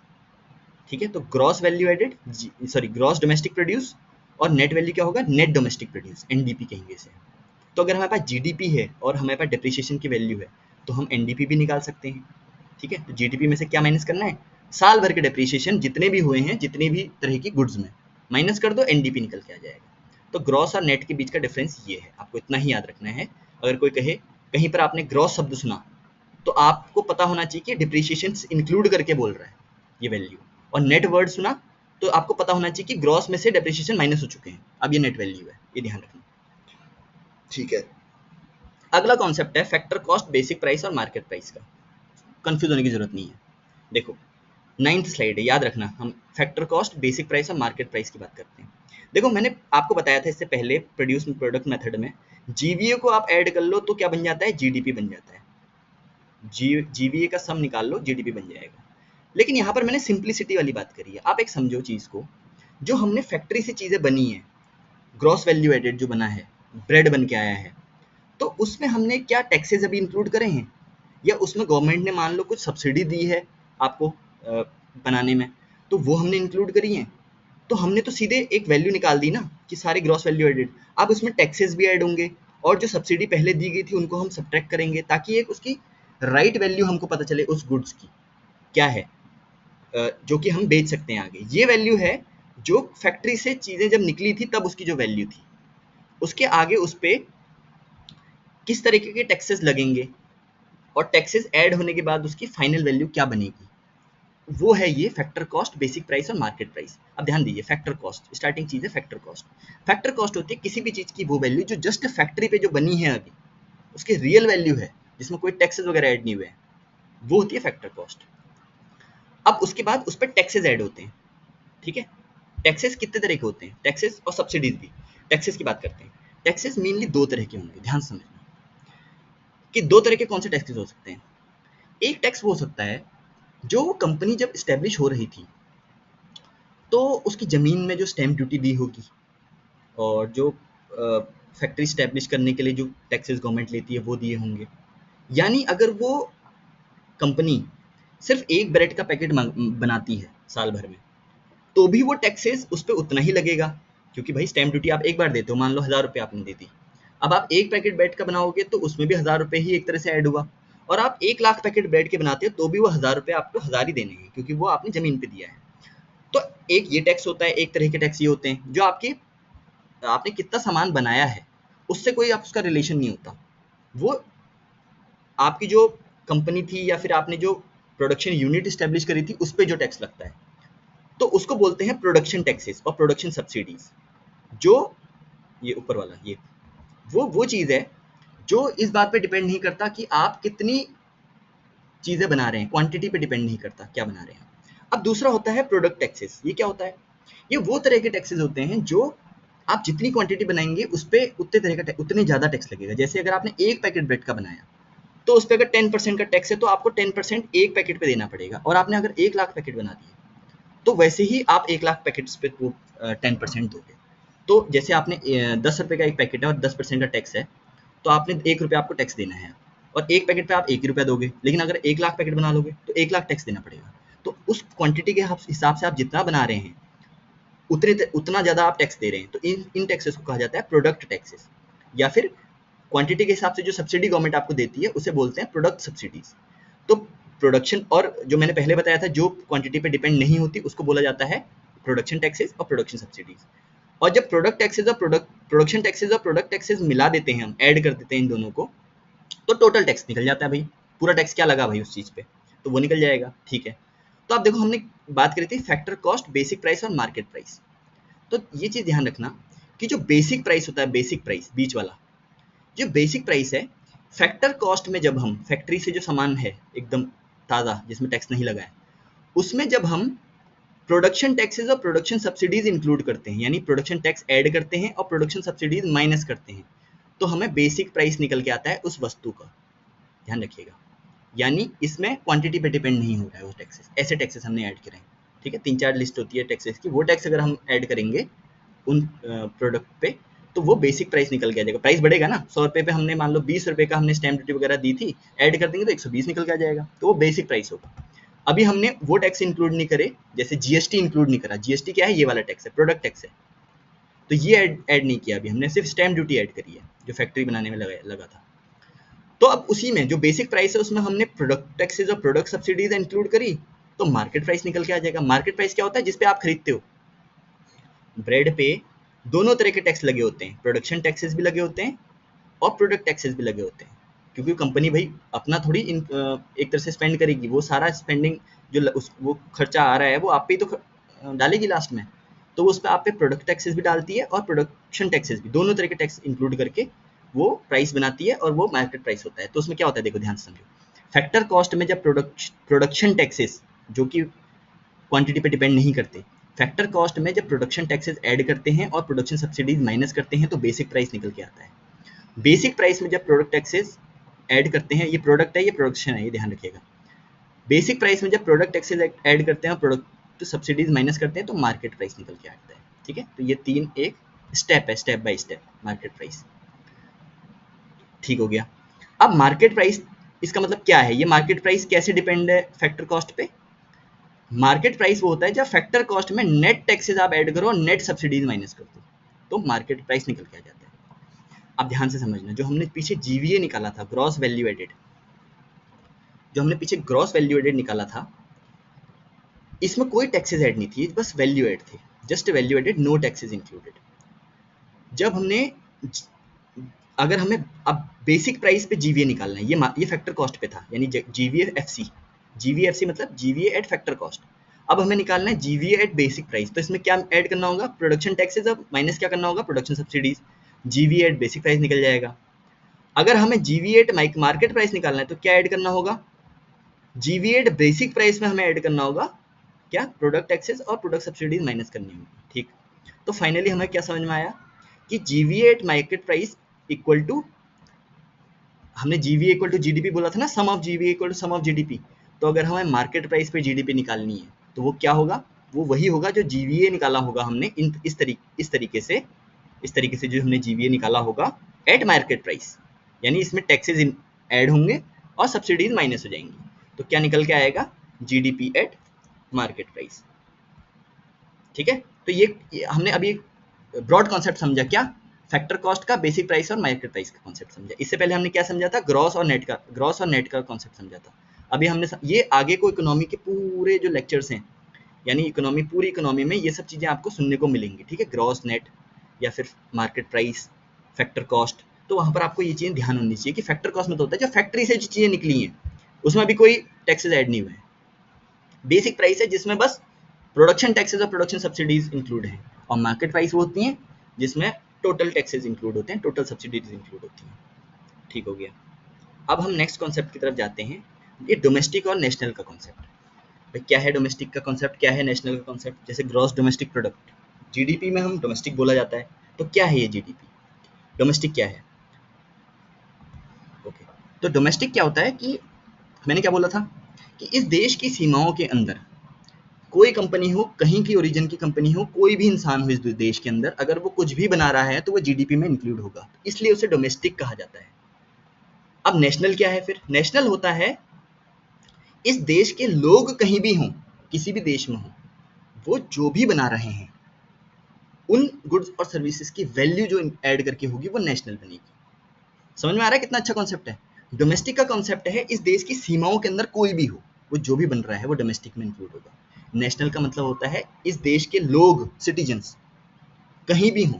तो इसका मतलब अगर हम देखो, अब ध्यान समझना, नेशनल का मतलब क्या होगा, हमारे पास जो डोमेस्टिक की क्वांटिटी है उसमें क्या ऐड और क्या सब्ट्रैक्ट करना होगा, उसमें कुछ भारत में जो लोग बाहर के देश के हैं वो कुछ बना रहे हैं वो माइनस करना होगा, और जो बाहर भारत के लोग हैं जो इनकम प्रोड्यूस कर रहे हैं वो ऐड करना होगा। तो क्या करेंगे, डोमेस्टिक में ऐड करेंगे क्या, इंडियंस अर्निंग अब्रॉड, और माइनस करेंगे क्या, foreigners earning in India. Bharat में जो फॉरेन कंपनीज या फॉरेन लोग बना रहे हैं वो माइनस करेंगे, और जो इंडियंस बाहर प्रोड्यूस कर रहे हैं वो ऐड कर देंगे डोमेस्टिक में। डोमेस्टिक्स में इंडियंस की सारी वैल्यू ऐड कर दी और फॉरेनर्स की वैल्यू सब्ट्रैक्ट कर दी, तो हमारे पास नेशनल वैल्यू आ गई, ठीक है। यानी अगर हम इसको, ये किसके बराबर होगा, डोमेस्टिक प्लस, इसको बोला जाता है नेट फैक्टर इनकम अब्रॉड, इसका इकोनॉमिक टर्म है ये। किसका इकोनॉमिक टर्म है, इसका, इतने का, Indians earning abroad minus foreigners earning in India, net factor income abroad. ये ऐड कर देंगे जब हम डोमेस्टिक में, तो नेशनल इनकम नहीं सॉरी नेशनल वैल्यू आ जाएगी। डोमेस्टिक की वैल्यू में जब ये ऐड करेंगे तो नेशनल वैल्यू आ जाएगी। तो अब हमें नेशनल बोला ना मैंने, तो ग्रॉस डोमेस्टिक प्रोडक्ट है, तो इसको अगर हमें ग्रॉस नेशनल प्रोडक्ट निकालना होगा तो क्या करेंगे, जीएनपी निकालना होगा, तो जीडीपी में इंडियंस अर्निंग अब्रॉड ऐड करेंगे, foreigners earning in India minus कर देंगे। तो क्या करेंगे, GNP equal to GDP plus net factor income abroad, तो वो वैल्यू होती है। तो एनएनपी इक्वल टू, और हाँ देखिए अब जीएनपी हो गया GDP plus net factor income abroad. अब जीएनपी की जगह अगर मुझे एनएनपी निकालना हो, यानी जीडीपी डोमेस्टिक नेशनल बना दिया, और इस ग्रॉस को अब मुझे नेट बनाना है, तो नेट के लिए क्या करना होता है, जीएनपी में से जो पहले वैल्यू थी उसमें से डेप्रिसिएशन कर दो, यानी इस पूरी वैल्यू में से। अब मैं अगर कहूँ जीडीपी में से अगर मुझे जीडीपी को एनएनपी में कन्वर्ट करना है तो क्या करना पड़ेगा, पहले जीडीपी को जीएनपी में कन्वर्ट करो, फिर जीएनपी को एनएनपी में कन्वर्ट कर दो, यानी जीडीपी में Indians earning abroad minus foreigners earning in India, ये निकालो, उसके बाद उसमें डेप्रिसिएशन माइनस कर दोगे तो एनएनपी निकल जाएगा। और एनएनपी अभी मैंने उससे पहले बताया था फैक्टर कॉस्ट। अब ध्यान देना इस चीज़, तो अगर हम देखें बेस्ट, अब यहाँ से आगे समझो इस चीज़ को, अगर हम देखें बेस्ट चीज़ क्या है किसी देश के लिए कैलकुलेट करने के लिए, तो आप कहोगे ग्रॉस बेटर है कि नेट बेटर है, तो आप बोलोगे नेट बेटर है, क्योंकि ग्रॉस में से डेप्रिसिएशन से कोई चीज़ प्रोड्यूस तो हो नहीं रही है, तो उसको अलग कर दो ना, नेट निकालो, ठीक है। अब मैं कहूँगा डोमेस्टिक बेटर है कि नेशनल बेटर है, आप कहोगे नेशनल बेटर है, क्योंकि भाई इंडियंस कितना कमा रहे हैं वो नेशनल प्रोड्यूस, वो नेशनल इनकम होनी चाहिए हमारी, कि जो भारतीय कितना कमा रहे हैं वो हमें पता हो। भाई फॉरेनर्स यहाँ कमाएंगे तो अपने देश लेके जाएंगे उसको, तो भारतीय कहीं भी हो वो हमें ये पता लगेगा कि इंडियंस जो 140 करोड़ हैं वो कहीं भी रहें वो कितना वैल्यू क्रिएट कर रहे हैं, उसकी वैल्यू निकालने के लिए हमें नेशनल वैल्यू हमें निकालनी पड़ेगी। तो ग्रॉस और नेट में ग्रॉस नेट बेटर है, और डोमेस्टिक और नेशनल में नेशनल बेटर है, ये आप कहोगे तो ठीक है। तो net national produce, net better है और नेशनल बेटर है, तो नेट नेट नेशनल प्रोड्यूस। और मैं अगर आपसे कहूँ फैक्टर कॉस्ट बेटर है कि मार्केट प्राइस बेटर है, तो आप कहोगे फैक्टर कॉस्ट बेटर है, क्योंकि टैक्सेस तो भाई गवर्नमेंट इस साल कम कर देगी, अगले साल बढ़ा देगी, तो वो एक फ्लक्चुएटिंग चीज़ है। जो उसकी एक्चुअल वैल्यू है जो बनने में आई है, वो तो फैक्टर कॉस्ट ही बताता है हमको। तो एनएनपी एट फैक्टर कॉस्ट एक बेस्ट मेथड है किस चीज़ का, किसी देश की नेशनल इनकम निकालने का।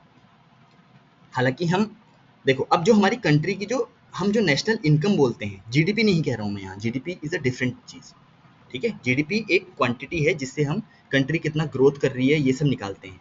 लेकिन अगर हम नेशनल इनकम बोलें, भारत की नेशनल इनकम, तो वो एनएनपीएट फैक्टर कॉस्ट पे कैलकुलेट करी जाती है, ये ध्यान रखिएगा, एनएनपीएट फैक्टर कॉस्ट। और जो हम पर कैपिटा इनकम, अब देखो जब हम कहेंगे 140 करोड़ लोगों ने एनएनपीएट फैक्टर कॉस्ट इतनी वैल्यू जनरेट करी एक साल में, क्योंकि वो नेट है, वो नेशनल है और वो फैक्टर कॉस्ट है, तो हमने वो बोलेंगे नेशनल इनकम, और साल भर में इतनी वैल्यू जनरेट करी। अगर हम उसको डिवाइड कर दें टोटल पॉपुलेशन से, यानी 140 करोड़ से जो भी वैल्यू बिलियंस और ट्रिलियंस और डॉलर में निकली, उसे हम टोटल पॉपुलेशन से डिवाइड कर दें, तो क्या निकल के आएगा, पर कैपिटा इनकम, हर व्यक्ति की कितनी आय है, प्रति व्यक्ति आय। तो नेशनल इनकम होती है एनएनपीएट फैक्टर कॉस्ट, और पर कैपिटा इनकम होती है NNP at factor cost divided by total population, ठीक है। इस चीज़ को ध्यान रखिएगा। अभी ये मैं आपको ये पावर पॉइंट स्लाइड शेयर कर आपको दे दूंगा, भेज दूंगा, इसको अपने साथ रखिएगा, इसको बाद में गो थ्रू करिएगा, तो आपको ये चीज़ें फिर से आपको क्लियर हो जाएंगी,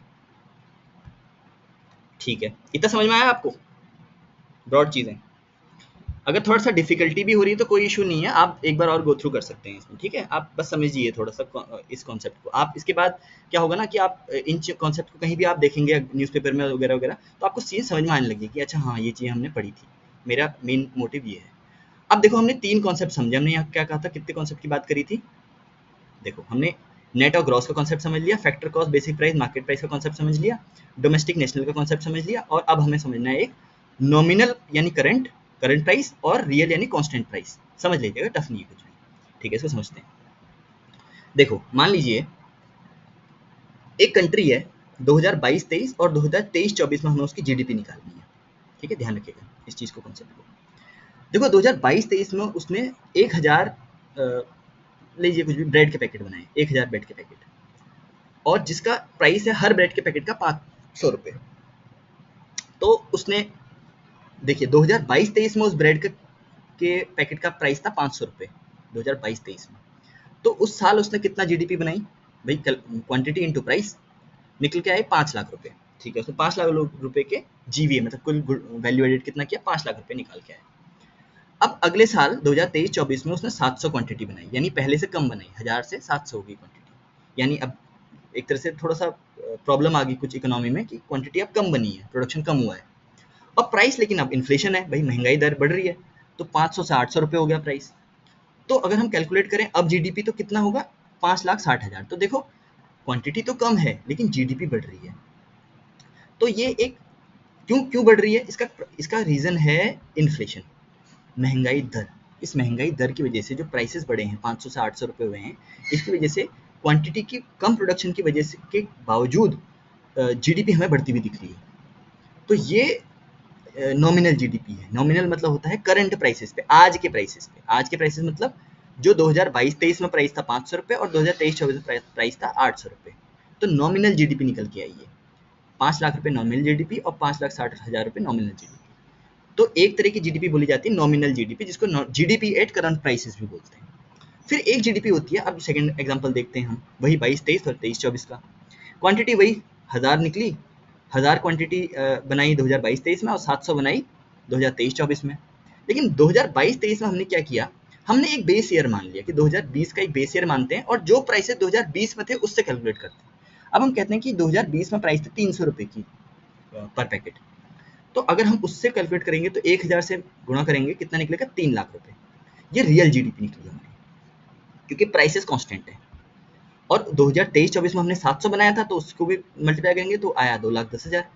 तो देखो ध्यान से देखो, यहाँ 3 लाख निकला जीडीपी, यहाँ 2,10,000।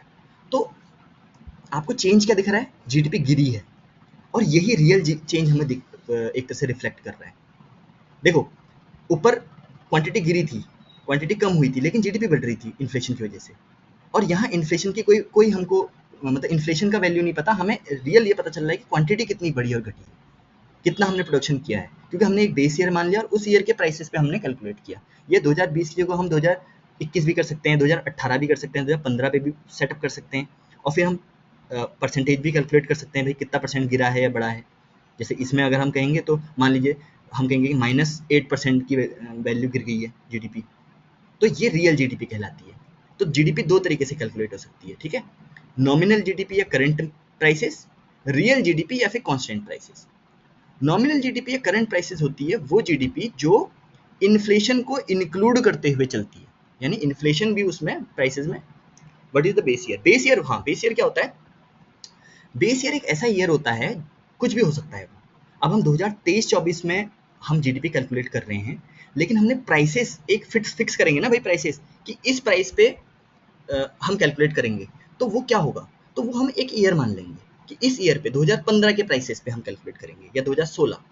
ये कंट्री की जो इकोनॉमिक ऑर्गेनाइजेशंस होती हैं वो डिसाइड करती है। जैसे हमारी है सेंट्रल स्टैटिस्टिकल ऑफिस, तो उसने अभी डिसाइड किया हुआ है, अभी समझना ध्यान से, भारत का जीडीपी इस समय 2011-12 के जो प्राइसेस थे, उस समय जो चीज़ों के प्राइसेस चल रहे थे, उस पर कैलकुलेट किया जाता है। यानी उस समय अगर जो मान लीजिए ब्रेड का प्राइस मान लो 10 रुपये का पैकेट है और आज वो 30 हो चुका है, तो हम आज के हिसाब से कैलकुलेट नहीं करते। हम ये देखते हैं कि आज 1 लाख ब्रेड के पैकेट बने हैं जो कि 10 रुपये से कैलकुलेट करेंगे। उससे फायदा क्या होगा? उससे फायदा ये होगा कि 2021 के लिए भी हमारे पे प्राइसेस वही रहेंगे, 2022 के लिए भी, 23 के लिए भी, तो कंपैरिजन में आसानी होगी। ये चीज़ें नहीं दिखेंगी हमको।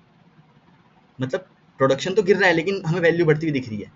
सरकार अपनी पीठ थपथपाएगी, कहेगी कि यार देखो हमने कितना ज़्यादा जीडीपी बढ़ाई है, देखो, लेकिन जीडीपी नहीं बढ़ रही है, यहाँ तो क्वांटिटी गिर रही है, आप प्रोडक्शन कम कर रहे हैं। यहाँ तो इन्फ्लेशन बढ़ रहा है, इन्फ्लेशन की वजह से जीडीपी बढ़ती हुई दिख रही है। इसलिए हमें एक बेस प्राइस, हम रियल जीडीपी जब कैलकुलेट करते हैं तो उस पर एक बेस ईयर कैलकुलेट के हिसाब से कैलकुलेट करते हैं। तो बेस ईयर होता है, उस पर एक प्राइस होता है उस उन क्वांटिटीज़ का। यानी 2000, इसमें हमने बेस ईयर क्या रखा, 2020। तो हम जो जीडीपी 2024, 25, 26 कभी भी कैलकुलेट करेंगे, उन वस्तुओं की प्राइस इस बेस ईयर के हिसाब से होगी, उस साल जो प्राइस था। आपको समझ में आया बेस ईयर क्या है प्रियंका? या अगर कोई प्रॉब्लम है तो नो लिखिए, नहीं तो यस लिखिए। Which one government consider? हाँ मैं आपको बताऊंगा ना, अभी ये चीज़ पे हम बात करेंगे, ठीक है, ठीक है, इस पे हम बात करेंगे। आप इतना समझिए, अभी आप अभी ये समझिए कि नॉमिनल और रियल जीडीपी में डिफरेंस क्या होता है। नॉमिनल जीडीपी को करंट प्राइसेस बोला जाता है, करंट प्राइसेस पे जीडीपी, रियल जीडीपी को कांस्टेंट प्राइसेस बोला जाता है। ठीक है, समझ में आ गया इतना? अब देखो गवर्नमेंट क्या यूज करती है, आप पूछ रहे हैं। गवर्नमेंट, भारत की गवर्नमेंट अभी जीडीपी जो निकालती है वो, इस टर्म को याद रखना, इतना, GDP at constant market price for which the base year is 2011 and 12। Constant होता है यानी रियल जीडीपी, और मार्केट प्राइस होता है यानी टैक्सेस और सब्सिडीज इंक्लूड होती हैं, जो मार्केट प्राइस बताया था मैंने। फैक्टर कॉस्ट पे नहीं करते, पहले किया जाता था 2011-12 से पहले फैक्टर कॉस्ट पे, अब मार्केट प्राइस पे होता है जीडीपी कैलकुलेट। अब आप कहेंगे ऐसा क्यों भाई, क्या डिफरेंस? भाई वो गवर्नमेंट के ऊपर है, वो कुछ भी कर सकती है। वो यहाँ पर कांस्टेंट चीज़ों का करंट प्राइसेस भी कर सकती है अगर चाहे। नहीं, आप वो ऐसा कहेगी कि अगले साल से नया हम एक मेथड निकालते हैं जिसमें हम करंट प्राइसेस में करेंगे कैलकुलेट। कोई दिक्कत नहीं, आप करो जैसे करना है। लेकिन अभी जो गवर्नमेंट करती है वो ये करती है GDP at constant market prices, जिसका बेस ईयर है 2011-12। ठीक, समझ में आया आपको? इस चीज़ को लिख लीजिएगा। ये सेंट्रल स्टैटिस्टिकल ऑफिस ने 2015 में ये चीज़ कैलकुलेट करी थी, मतलब ये चीज़ कैलकुलेट नहीं, सॉरी, 2015 में ये चीज़ डिसाइड किया था। उससे पहले हम 2004-5, 2004, 2005 की वैल्यू के हिसाब से जीडीपी कैलकुलेट करते थे, ध्यान रखिएगा। 2015 में, 2015 में सीएसओ ने ये मेथडोलॉजी बदली अपनी, और GDP at constant market prices for which the base year is 2011-12 choose किया। समझ में आया प्रियंका और खुशी, या इसमें कुछ और अभी डाउट है? फटाफट बताइए। ठीक है, ओके। अब देखिए, अगर हम देखें, अब यहाँ पे हमने कहा कि GDP at current prices, GDP at constant prices. अब हम देखें कि 3 साल, 4 साल, 5 साल बाद जीडीपी बढ़ चुकी होगी बहुत। जो 100 रुपये इस साल की जीडीपी थी वो 3 साल बाद 300 रुपये हो चुकी होगी अगर हम देखें। तो अगर हम इस साल की जीडीपी करंट प्राइसेस पे निकालें और उसको डिवाइड कर दें कांस्टेंट प्राइस की इस साल की जीडीपी से, यानी कांस्टेंट प्राइस मतलब पुराने किसी प्राइस, बेस ईयर के प्राइस से, तो हमें ये पता लगेगा कि उस साल से आज तक जीडीपी एक तरह से कितनी इन्फ्लेट हुई है, उसको कितनी बड़ी है। तो उस बढ़ी हुई जीडीपी को रिफ्लेक्ट करने के लिए जो रिफ्लेक्ट करता है, मतलब एक तरह से वो क्या चीज़ है जो जीडीपी बढ़ा रही है, वो है सिंपल भाषा में अगर हम कहें तो इन्फ्लेशन, महंगाई दर।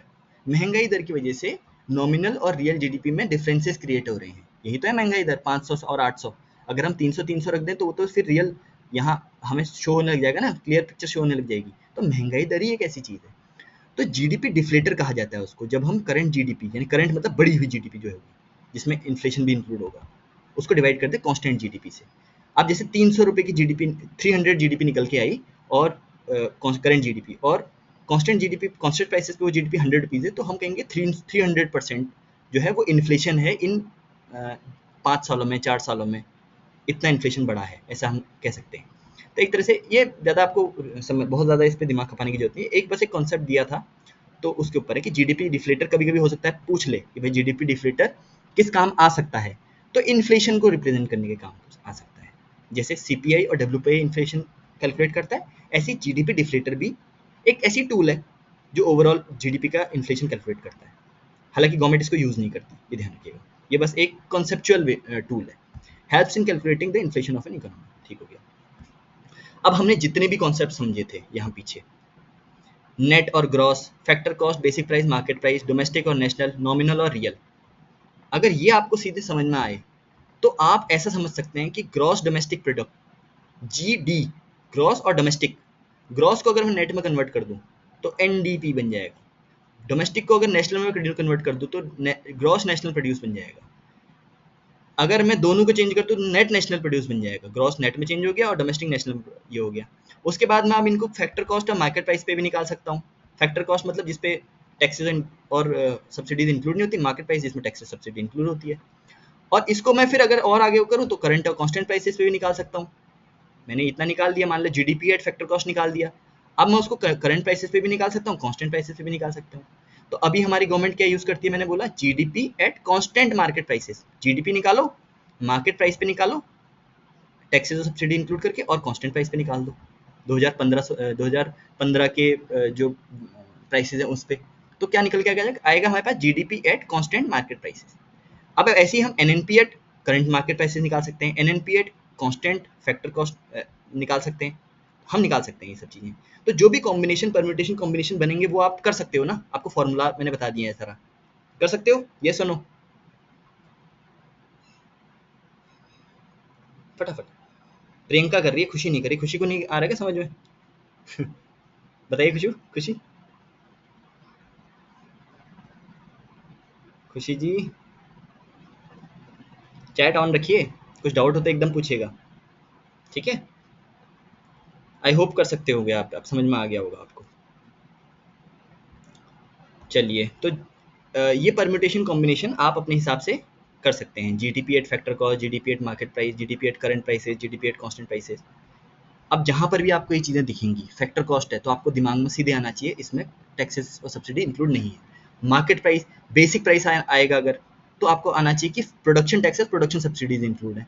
मार्केट प्राइस आएगा तो आपको पता होना चाहिए कि प्रोडक्ट और प्रोडक्शन दोनों है, मतलब बेसिक प्राइस में प्रोडक्शन टैक्स इंक्लूड हुआ था और मार्केट प्राइस में प्रोडक्शन के आगे एक और प्रोडक्ट टैक्सेस भी इंक्लूड हो गए, तो टोटल टैक्सेस, फैक्टर कॉस्ट में total taxes minus total subsidy कर देंगे तो मार्केट प्राइस निकल आएगा।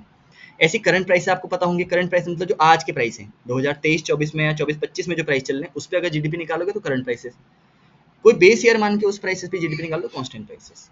ठीक हो गया। तो हमने आज क्या क्या चीज़ें समझी हैं नेशनल इनकम के बारे में, समराइज कर लेते हैं क्विकली। नेशनल इनकम के बारे में हमने समझी, हिस्टोरिकल कॉन्सेप्ट कैसे निकला था, और कुछ नेशंस के बारे में समझा, पुअर रिच कैसे होती हैं, फ्लो ऑफ प्रोडक्शन। फिर हमने समझा कि कितने तरह के गुड्स हो सकते हैं, कैपिटल गुड्स हो सकते हैं, इन दो तरह के गुड्स में डेप्रिशिएशन होता है, डेप्रिशिएशन की वैल्यू का कॉन्सेप्ट समझा, जीडीपी का कॉन्सेप्ट समझा, इसमें final goods and service include होती है, इंटरमीडिएट माइनस हो जाते हैं, और बाउंड्री के अंदर हम कैलकुलेट करते हैं एक गिवन साल के अंदर। उसके बाद एक हमने सिंपल इकोनॉमी का एग्जाम्पल से हमने ये समझा कि किस तरीके से हम कैलकुलेट कर सकते हैं नेशनल इनकम को, जो कि हो सकती है प्रोडक्ट मेथड से, जो कि वैल्यू एडेड मेथड होता है, उसके बाद एक्सपेंडिचर मेथड हो सकता है, उसके बाद इनकम मेथड हो सकता है, उसके बाद जब हम देखा कि ये तीनों इक्वल होते हैं तो मतलब इनकी वैल्यू इक्वल ही आएगी, ऑब्वियसली बात है। उसके बाद हमने कुछ कॉन्सेप्ट समझे, नेट और ग्रॉस का concept, factor cost, basic price, market price का कॉन्सेप्ट समझा, डोमेस्टिक नेशनल का कॉन्सेप्ट समझा, नॉमिनल रियल का कॉन्सेप्ट समझा। उसके बाद ठीक है, हमने एक एक करके कॉन्सेप्ट समझे, उसमें हमने चीज़ें देखी नॉमिनल और रियल। उसके बाद हमने ये समझ में आया कि भाई जीडीपी, जीएनपी, एनडीपी, एनएनपी हम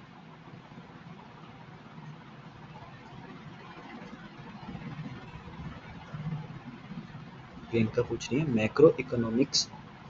हाँ, आप कह सकते हैं फादर ऑफ इकोनॉमिक्स, क्योंकि इन्होंने ना देखो एडम स्मिथ जो थे, इन्होंने देखो इंडिया, अगर आप इंडिया की बात करो तो आपने सुना होगा दादा भाई नेहरू जी का नाम सुना होगा।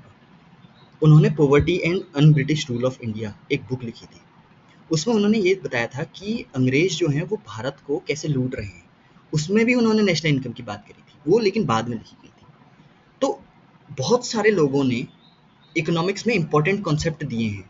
नेशनल इनकम का जो पहली बार जो बात करी गई थी एक एकेडमिक वे में, वो सॉरी वो एडम स्मिथ ने 1776 में, हाँ तो 1776 में वेल्थ ऑफ नेशन नाम की बुक में नेशनल इनकम की बात करी थी। इसीलिए इनको फादर ऑफ इकोनॉमिक्स कहना एक लूज टर्म है। इसमें आप जैसे अब कहा जाता है इनको फादर ऑफ इकोनॉमिक्स, ऐसे अगर आप देखोगे ना किसी भी सब्जेक्ट में, तो फादर ऑफ वो सब्जेक्ट आपको बहुत लोग मिल जाएंगे कि इसको फादर ऑफ ये कहा जाता है, ये क्योंकि जिन्होंने इंपॉर्टेंट कॉन्सेप्ट दिए होते हैं उनको फादर ऑफ इकोनॉमिक्स कह लो आप। भाई ऐसा कोई ऑफिशियल और कमेटी तो है नहीं जो नेमिंग करती है, समझो ना इस चीज़ को। तो ऐसे ही एडम स्मिथ ने ये बुक लिखी थी, ठीक है।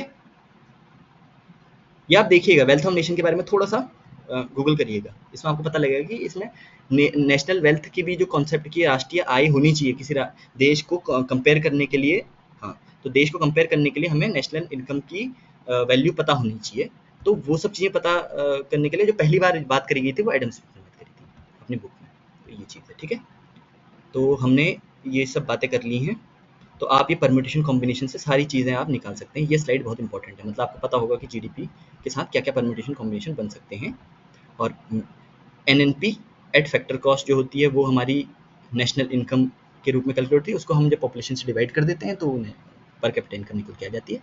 जीडीपी एक तरह से एक ऐसा टूल है जो सारे देश यूज़ करते हैं भाई। अब ये आप ये नहीं कह सकते कि भाई जीडीपी ही क्यों किया जाता है। जीएनपी भी करा जा सकता था, एनडीपी भी करा जा सकता था। जीडीपी किया जाता है क्योंकि सब कंपेयर करने में आसान रहेगा, सारे कंट्रीज को यूज़ करती हैं, ग्रॉस डोमेस्टिक प्रोडक्ट, और अच्छा टूल भी है जिससे कि हम कंट्रीज को आपस में कंपेयर कर सकते हैं, उनकी वेल्थ जो क्रिएट कर रही है वो या फिर गुड्स एंड सर्विसेज वो क्रिएट कर रही है, ठीक है।